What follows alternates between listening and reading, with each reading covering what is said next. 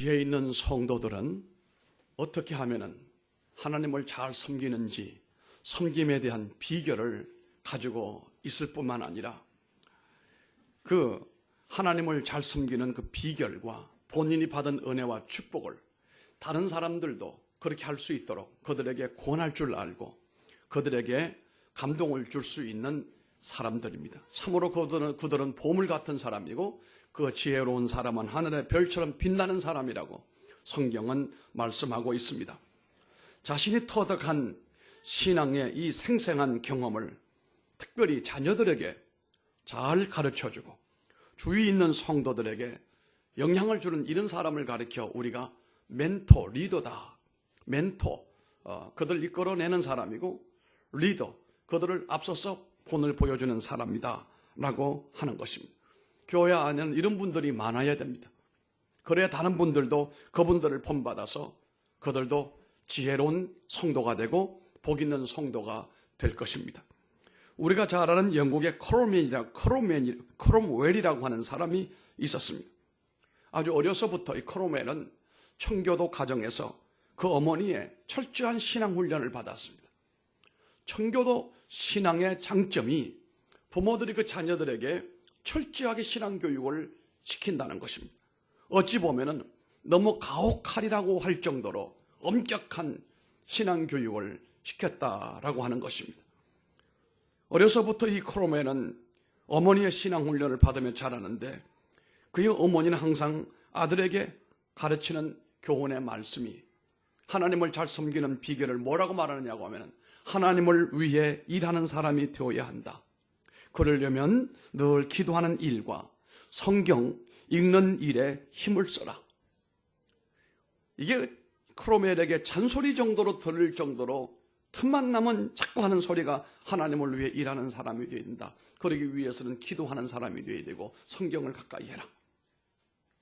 크롬웰은 어머니의 이런 아름다운 신앙의 원리를 삶에 적용하며 살아가게 됐는데 그때 찰스 1세의 전제정치, 독재정치가 일어나면서 영국이 혼란에 빠지게 되고 청교도인들이 엄청난 핍박을 당하게 되었습니다. 이때 크롬웰은 청교도들로 구성된 군대를 지휘하는 대장이 되어 그 전제정치 독재를 일삼는 이 찰스 1세를 반대하여 군대를 일으켜서 이 땅에 하나님의 공의로운 나라를 만들기 위해서 전쟁을 시작을 했습니다. 국왕의 군대는 굉장히 숫자가 많았습니다. 그렇지만 크롬웰의 청교도 군대들은 숫자는 적었지만 그 군인들에게도 항상 성경을 읽어라. 기도하는 군인이 되어라. 칼은 하나님의 손에 달려있는 것이고 우리가 하나님을 신뢰하는 기도와 성경이 있어야 진정한 승리가 된다라고 크롬웰은 군인들에게 그렇게 가르치면서 싸움이 치열하게 일어나는 날 그가 대열 맨 앞쪽에서 지휘를 하고 나가는데 적의 총탄에 맞아서 말 위에서 쓰러지고 낙마하고 말았습니다. 그런데 낙마하여 크롬웰은 한참 동안 땅에 쓰러져 누워 있었는데 아무리 봐도 자기 몸에 아무런 고통이 없었어요. 분명히 내가 가슴에 총탄을 맞아서 쓰러졌는데 고통이 없으니까 이게 어떻게 된 일인가 정신을 차리고 자기의 웃옷을 벗어보았더니 이 군복 바로 안쪽에 속주머니에 여기에 자기가 늘 어머니가 가르쳐 주시던 성경을 끼고 다녔는데 성경을 이 호주머니에 넣었는데 총탄이 가슴팍에 들어왔는데 이 성경 안에 총알이 박혔어요. 총알 박힌 그 성경 내용을 찾아보니까 참으로 놀라운 것은 전도서 12장 1절에 꽂혀 있다는 겁니다. 전도서 12장 1절의 말씀이 뭡니까? 내가 젊었을 때의 내 조물주를 기억을 하라. 사실 오늘 이 본문의 말씀도 우리가 읽었던 이 본문의 말씀도 잠언 3장은 젊은이들에게 주는 교훈이거든요. 크롬웰이 총탄에 맞았는데 그 총탄이 자기가 읽던 성경에 박혔는데 성경 가운데 하필이면은 그 전도서 12장 1절에 내가 젊었을 때 내 조물주를 기억하라 라고 하는 성경 구절에 머물고 있더라는 겁니다. 이걸 보면은 미신 같은 얘기인지 몰라도 하나님을 진정으로 사랑하고 진정으로 믿는 사람들에게는 하나님은 너무도 정확하게 역사하신다는 겁니다. 우리가 하나님을 진심으로 신뢰한다면 하나님은 우리를 놀라운 방법으로 지키시고 보호하시고 인도하신다는 사실을 배우게 되는 것입니다. 우리가 오늘 읽었던 이 잠언에 나오는 내용은 우리가 잘 알고 있는 것처럼 솔로몬의 작품입니다. 요즘 우리가 특세하기 전에 새벽에 솔로몬에 대한 얘기를 지금 은혜를 받고 있습니다. 사실 솔로몬은 본래는 그저 평범한 사람이었어요. 평범한 사람이었어요. 다윗의 아들들 가운데 특별히 솔로몬이라고 그래서 뛰어난 그런 부분이 없었어요. 그러다 보니까 사실은 압살롬이라든지 그 위에 있는 형들이 반란을 일으킨 이유가 있어요. 왜 동생이 별로 우리보다 난 것도 없고 뛰어난 것도 없는데 왜 왕이 되느냐. 우리가 형인데 우리가 해야지 왜 저 동생이 우리하고 별로 차이도 없는데 왜 쟤한테 왕위를 물려주려고 하느냐. 그러나 하나님은 그 동생 솔로몬에게 왕위를 다윗을 통하여 물려주었는데, 그런데 다윗 솔로몬이 왕위에 오르자마자 본인이 본인을 잘 알았습니다. 나는 형들보다 뛰어난 것도 없습니다. 아버지처럼 용맹한 것도 없습니다. 이 많은 백성들, 그 당시 다윗은 이미 이스라엘뿐만 아니라 주변에 우리가 잘 아는 대로 아브라함이 강을 건너왔던 유프라테스 강, 그 강에서부터 지중해까지가 전부 다윗 왕의 통치 안에 있던 조공을 바치거나 아니면은 형제 관계를 맺고 조약을 맺은 나라들이기 때문에 실제적으로 다윗이 통치하는 전 유럽이 거의 그 당시는 다윗의 권위 안에 들어와 있었거든요. 그리고 그 아들 솔로몬이 왕위에 올랐을 때도 사실은 아버지만큼 그런 리더십도 없고 용맹함도 없고 그런 뜨거운 믿음도 없고 고난에서부터 본인이 그 굵은 잔뼈도 없고 호화로운 궁정에 자란 솔로몬이 염려가 된 거예요. 그래서 우리가 알고 있는 것처럼 일생일대 결단을 내립니다. 그 결단이 뭡니까? 일천번제를 드립니다. 일천번제를 드리면서 그의 기도는 한 가지였어요. 하나님, 나는 아버지처럼 강력한 군대도 없고 그런 전쟁할 수 있는 힘도 없고 아버지처럼 재판할 수 있는 그런 지혜도 없고 이 수많은 영역의 땅에 영향력을 미칠 수 있는 그런 힘도 부족한데 하나님, 내게 하나님 주시는 그런 지혜를 주시면 제가 하나님 백성들을 잘 심판도 하고 판단도 하고 재판도 하고 아버지 나라를 잘 감당하겠습니다. 그런 마음을 품고 일천번제 제사를 드리게 된 거예요. 고개를 크게 드세요. 눈을 크게 뜨세요. 우리 구자매님 그 손주가 참 잘생겼네. 오늘 귀한 어린이 손님이 왔습니다. 그리고 오늘 우리 손주도 왔어요. 태어나가지고 처음으로 오늘 성전에 왔어요. 아버지 정신 바짝 차려. 오늘 잠들면 그 아이는 평생 잠들어. 그냥 정신 바짝 차려.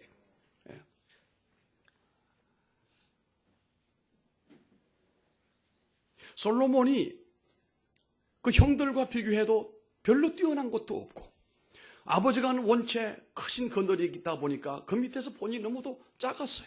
그걸 본인이 안 거예요. 여러분, 우리가 힘이 없고 연약할 때 그것으로 사람이 끝내버리게 되면은 그건 우리가 말할 때 그저 자존심으로 사는 사람이에요. 그러나 우리가 자존심을 뛰어넘어 자존감이라고 하는 것으로 살려면 하나님의 부여하신 은혜를 덧입어야 됩니다. 그래서 그가 모든 일을 중단하고 왕이 되자마자 일천번제를 드리면서 하나님 앞에 적극적으로 나갔던 것입니다. 하나님께서 꿈에 솔로몬에게 말씀합니다. 내가 내게 무엇을 줄고 내게 구하라고 그랬습니다. 꿈 가운데서도 솔로몬이 내게 지혜를 달라고 그랬어요. 그랬더니 하나님 뭐라고 그랬습니까? 참 너 이상한 사람이다.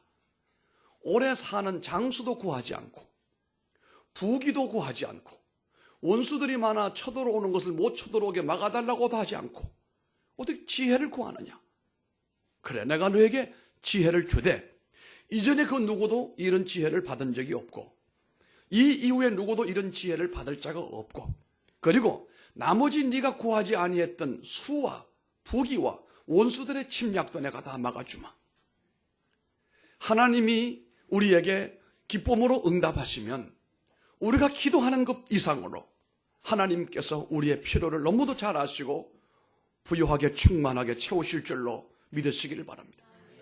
그렇게 솔로몬이 하나님께 나가서 그 지혜를 얻고 난 다음부터는 이상하리만큼 모든 치리의 지혜가 번뜩이기 시작하는데 이전에 주변의 나라들은 다윗에게 눌려가지고 그 힘에 눌려서 복종을 했는데 솔로몬 때부터는 지혜에 눌려가지고 복종하는 거예요.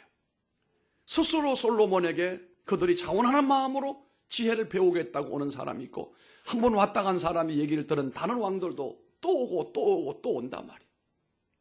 심지어 성전을 지으려고 하니까 히람 왕 같은 사람은 자신이 모든 기술자를 대주고 레바논의 백향목도 대주고 그리고 필요한 거 다 대줄 테니까 짓기만 하시라고 말이에요. 성전도 솔로몬이 힘들지 않게 성전을 건축하게 됐습니다. 그 이후에 솔로몬이 치리하는 과정을 보게 되면 정말로 지혜로움이 얼마나 소중한 건지 우리가 보게 되는 것입니다. 그래서 그가 이 잠언서를 기록하게 된 겁니다.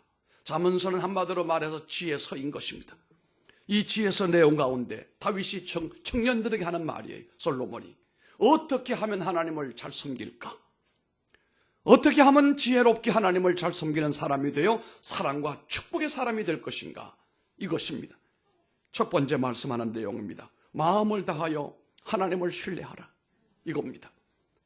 예나 지금이나 마찬가지입니다. 우리가 몸과 마음을 다 바쳐서 하나님을 신뢰하고 의지하고 하나님만 믿어야 됩니다. 솔로몬이 터득한 신앙의 중요한 원리 중 하나가 자신을 전적으로 그분께 내맡기는 것입니다. 자신의 지능을 믿지 않고 자신을 의지하지 않고 나를 버리고 십자가를 붙들고 주님을 의지하는 것입니다. 사람들은 주로 인간적인 논리와 계산에 입각해서 행동을 하고 실천에 옮기지만 믿음의 사람들은 나와 관계된 모든 것을 전폭적으로 먼저 그분에게 맡길 줄 아는 사람입니다. 솔로몬의 지혜와 그의 지식을 당대에 따를 사람이 없을 정도로 출중한 것도 전 세계가 솔로몬에게 그 지혜의 부러움을 안고 그에게로 이끌려 왔던 것도 원리를 보면은 그가 하나님을 절대적으로 신뢰했기 때문이었습니다. 그분을 신뢰할 수 있는 믿음이 있는 사람이라면 하나님께서 오늘날에도 우리에게 복과 은혜와 사랑을 허락해 주시는 것입니다. 우리 각자가 송두리째 하나님께 모든 것을 맡겨놓고 그분이 주시는 대로 그분이 내게 가르쳐 주시는 대로 내 마음에 감동 주시는 대로 여러분을 움직이는 사람이 바로 하나님을 잘 섬기는 사람이고 지혜로운 사람입니다. 여러분의 손익계산서를 따져가지고 여러분의 경험을 따져가지고 하는 것이 아니고 하나님의 말씀과 하나님의 그 인도하심 가운데서 주시는 지혜로 살아가게 될 때에 사람이 따라올 수 없는 놀라운 지혜의 사람이 되고 하나님을 기쁘시게 하는 사람이 된다는 사실입니다. 그래야 하나님은 우리의 삶을 주관하시고 창조주 하나님이 우리의 모든 것을 간섭해 주시는 것입니다.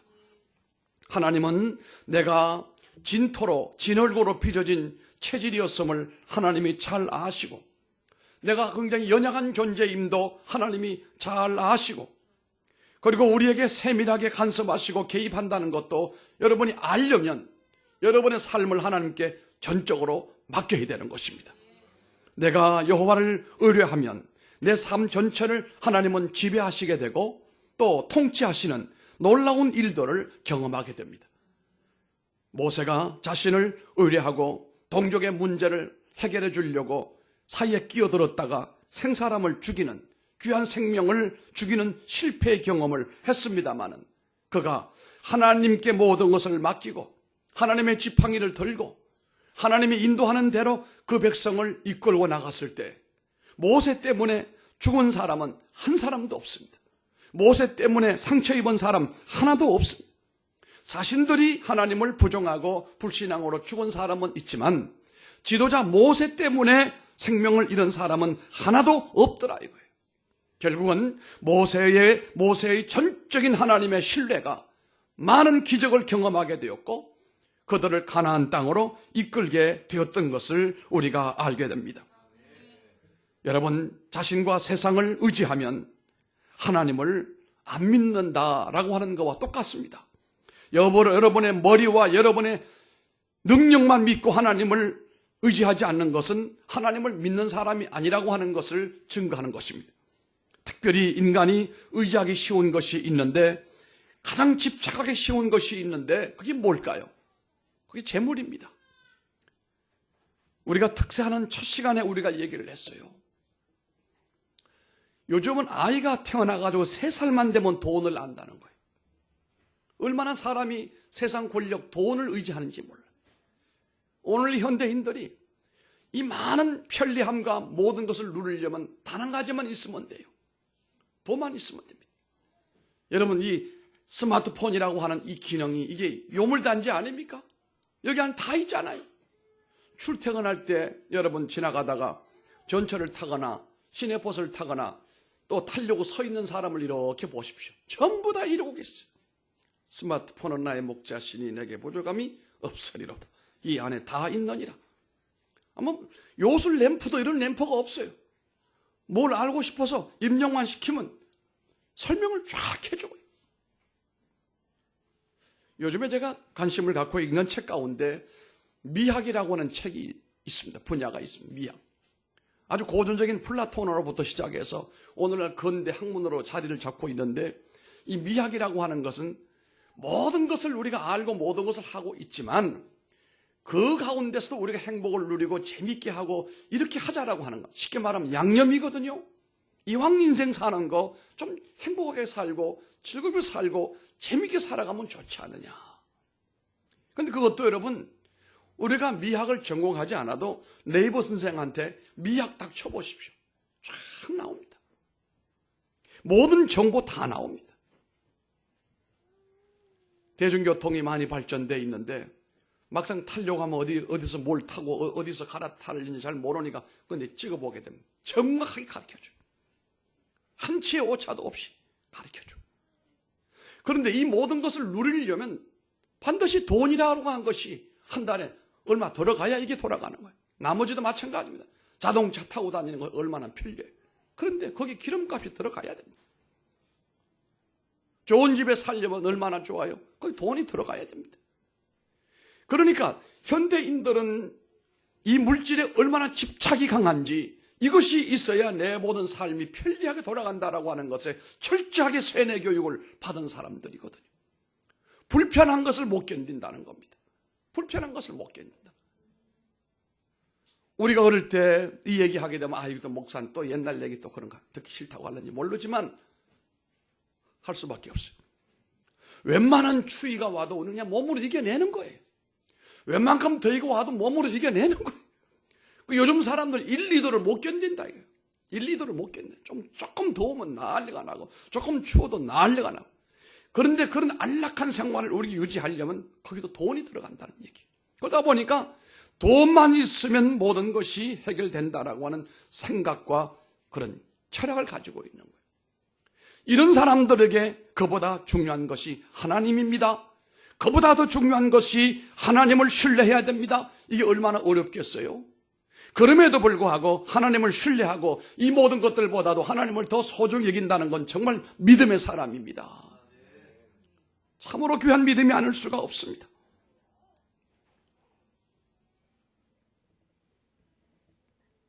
우리가 하나님을 신뢰하게 되면 하나님은 우리가 알 수 없는 세밀한 부분까지 하나님이 책임져 주시고 하나님이 이끄시는 역사를 우리가 눈으로 보고 체험할 수가 있다라고 하는 것입니다.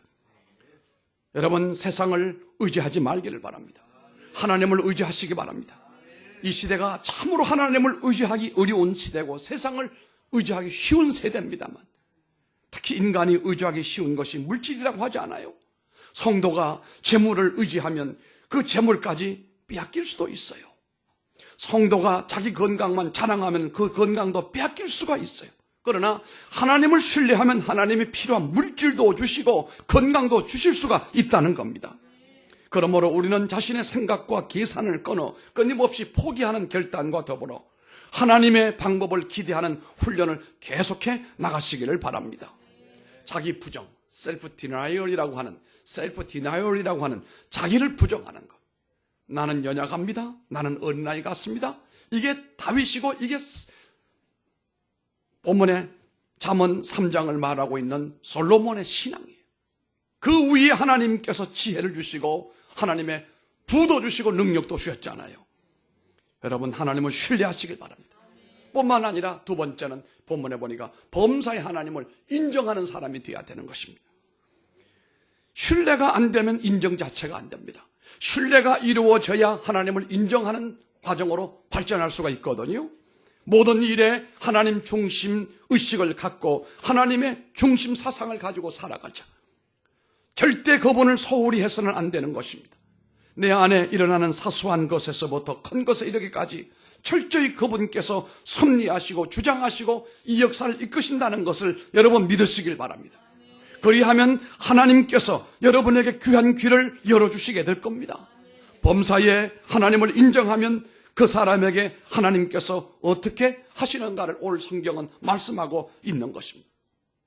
여호사밧 왕도 그 연합군들이 쳐들어올 때 높은 곳에서 서서 외쳤던 말이 뭡니까? 여러분, 여호와를 신뢰하십시오. 그리하면 견고하게 됩니다. 여러분, 여호와의 사자를 신뢰하십시오. 그리하면 뭐 한다고 그랬습니까? 승리한다고 그랬어요. 하나님을 신뢰하는 사람은 하나님을 인정하게 되는데요. 하나님을 인정하며 산다는 말의 구체적인 내용은 세 가지가 있습니다. 첫째는 하나님의 뜻에 순종하는 사람입니다.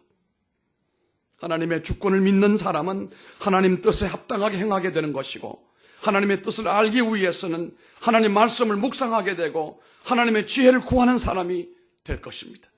하나님의 말씀은 내 발의 등이요 길의 빛이 되어서 인간의 길을 인도하는 것이 아니고 복된 하나님의 길로 우리를 인도하시기 때문에 복 있는 성도들은 하나님의 능력과 권위를 인정하는 자이며 항상 하나님의 말씀에 귀를 기울이는 사람인 것입니다. 매주마다 강단에서 나오는 말씀으로 여러분 귀감을 삼으십시오. 그것으로 여러분의 인생의 내비게이션을 삼으시기를 바랍니다. 하나님의 선한 길로 우리를 이끄시는 것입니다. 우리가 하나님을 인정한다는 말은 둘째로 바른 예배로 사는 사람을 얘기하는 것입니다. 하나님을 예배 잘하십시오. 우리 인간은 하나님 앞에 예배를 드리게끔 만들어진 존재예요. 아무리 짐승이 지혜롭다고 해도 짐승은 하나님 앞에 예배를 드릴 수가 없고 그 예배 하나님 받지도 않아요. 그 예배당에는 아무리 귀해도 애완견, 반려견 데리고 오면 안 됩니다. 예배는 가장 인간 외에는 하나님 앞에 예배를 드릴 수가 없는데요. 그 인간 가운데서도 하나님의 자녀된 사람들, 예수 믿고 구원된 사람만이 진정한 예배자가 될 수가 있는데요. 그 예배는 하나님과의 만남을 얘기하는 것입니다. 하나님에게 말씀을 듣고 하나님의 지도를 받는 사람을 얘기하는 것입니다. 도도히 흘러내리고 있는 하나님의 주권을 인정을 하고 자신을 드려 온전히 하나님 앞에 헌신하게 될 때에 예배를 통하여 하나님께 주시는 그 은혜와 축복이 얼마나 큰지 몰라요. 어떤 사람은 설교 듣다가 병마가 물러간 경우도 있습니다. 제가 아침에 우리 성호랑 성경 공부를 했어요. 우리나라가 이 분단의 국가 가운데서 여러 가지로 어려움이 있지만 그래도 우리나라를 지키기 위한 방어력을 구축을 해야 되지 않느냐 해서 전 정권에서 약속했던 한 대 1,000억짜리 초음속기를 도입을 한다는 겁니다. 그런데 그 비행기가 그 음속 2배를 뛰어넘을 정도로, 그러니까 빛의 속도보다도 거의 1.8배, 2배가 될 정도로 엄청난 속도로 공격력을 가지고 있으니까 뭐 어마어마하죠. 그런데 문제는 공중에서 공중전을 벌일 수 있는 시간이 2시간밖에 안 된대요. 이륙할 때 엄청난 에너지를 불태우면서 올라가서 거기에 거의 1톤 정도의 폭탄과 무기를 장착하고 2시간 동안 전투를 벌이고 다시 착륙을 해서 기름을 다시 제공받고 또 올라가는데 시간이 꽤 걸리거든요. 이것을 방지하기 위하여 공중급유기를 도입을 해가지고 땅에 착륙하지 않고 공중에서 도킹을 통해서 기름을 주입을 받아서 공중에서 계속 전투를 하게 한다는 겁니다. 계속해서 내 에너지를 공급을 받으며 전투하는 전투기하고 내려가서 또 기름 채우고 올라오는 전투하고는 게임이 안 되겠지요. 여러분, 예배라고 하는 것은요, 하나님과 도킹되는 거예요. 하나님의 아이디어와 하나님의 은혜와 하나님의 그 축복의 세계로 우리를 하나로 묶어주심으로 하나님과의 만남이에요. 하나님과의 만남이 예배단 말이에요. 하나님 앞에 있는 것만 해도 얼굴이 환해지게 되고 떳떳하게 되고, 예배 내 마음에 있는 예배 하나님께 받으시면 하나님은 우리들에게 공짜가 어디 있습니까? 하나님은 반드시 우리들에게 은혜를 주시게 되어 있는 것입니다. 그러므로 여러분, 예배를 놓치지 말기를 바랍니다. 일주일에 한 번 예배 여러분 놓치지 마시기 바랍니다. 사실 이 예배라고 하는 것은요, 월십이라고 하는 말로도 하지만 서비스라고 하는 말로도 하는데요, 우리는 많은 것을 다 예배라고 말하지만 여러분, 예배는 많지가 않아요. 예배는 주일날 요 시간 들어지는 요것이 예배예요. 그리고 오후 예배도 사실은 치유 찬양 예배라고 합니다만은 치유 찬양을 중심으로 한 예배니까 거기까지는 예배라고 우리가 인정을 한다 이거예요. 우리 개혁주의는 그 외의 모든 것은 예배가 아니에요. 그럼 뭐예요? 기도회예요.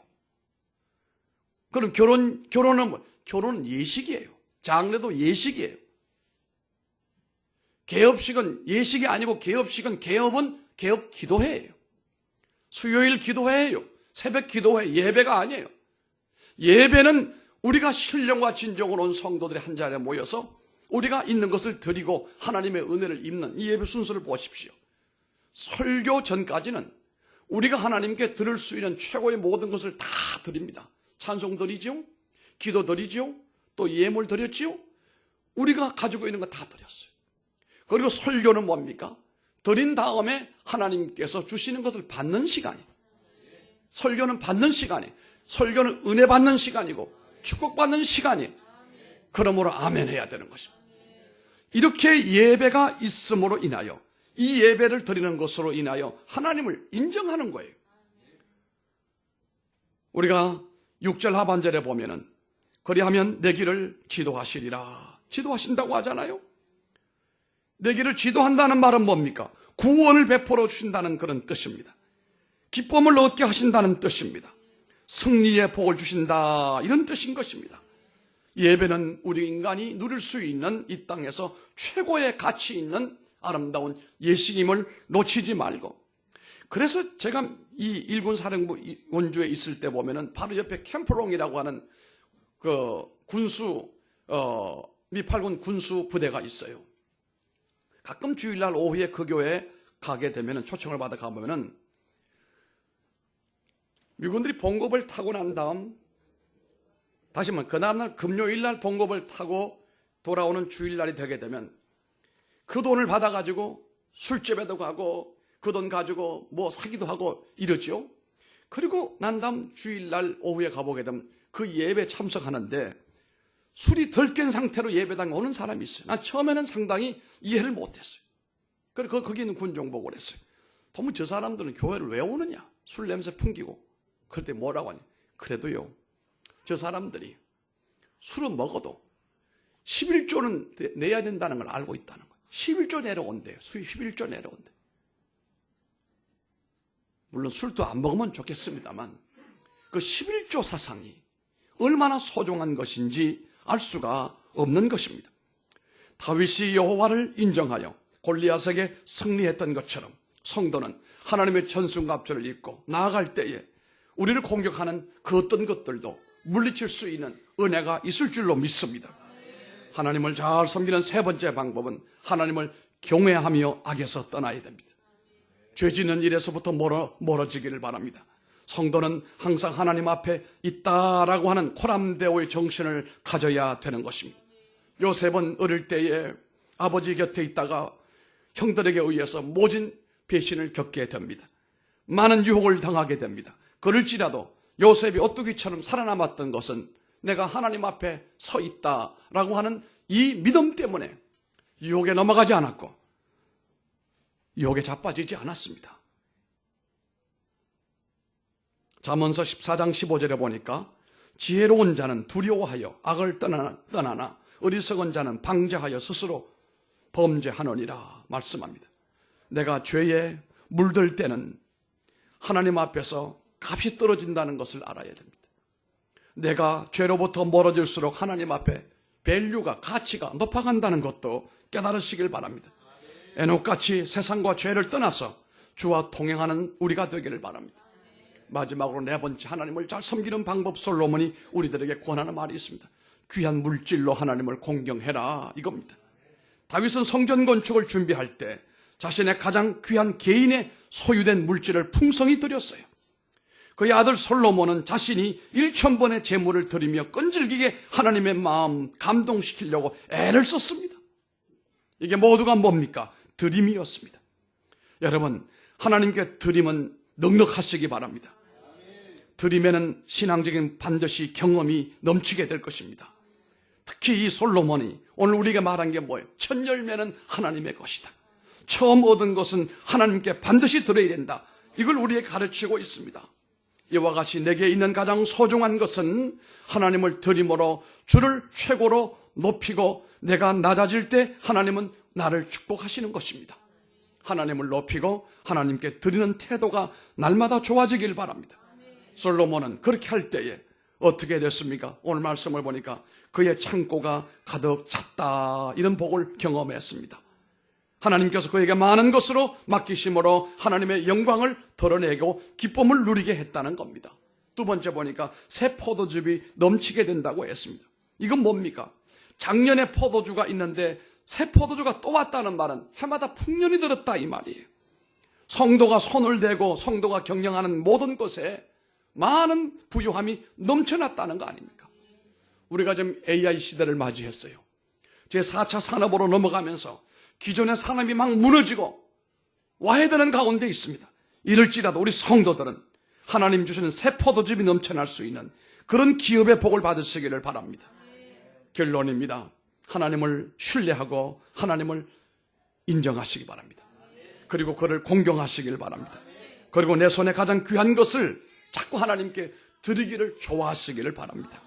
안 드리면 받은 것이 없고 인색하게 드리면 받을 것이 적게 됩니다만 모든 것이 모자라는 세상 가운데 있을지라도 성경은 하나님을 신뢰하고 하나님께 드리는 자, 차고도 넘치는 비결을 말씀하고 있음을 우리가 보게 됩니다. 내가 최선을 다하여 하나님을 섬기고 높이고 신뢰하면 하나님은 여러분의 삶을 아름답게 만들고 향기나게 만들고 복 있는 곳으로 인도하실 줄로 믿습니다. 기도합니다.